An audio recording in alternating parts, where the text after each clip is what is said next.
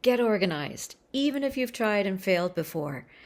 Well, after years of struggling with overwhelming amounts of clutter, trying to tackle it time and time again, but failing, I imagine that you don't, or you might not feel that you don't know how to get organized, and you never will.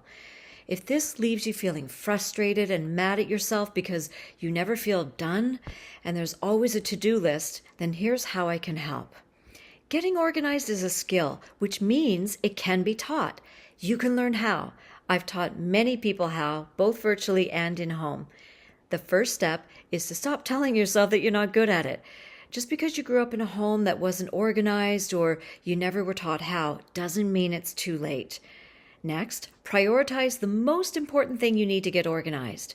So for example, if it's tax time, then focus on papers and only your papers. If it's getting laundry done, then focus only on your clothes. Once you find your focus, then it's time to reduce what you have, aka declutter. With papers, just sorting through what can be recycled is a great first step. And if you'd like to learn how I help busy people make decisions on their clothes and more, click here to download my decluttering game that will take you only 5 minutes to watch, but will show you step by step how to effectively declutter.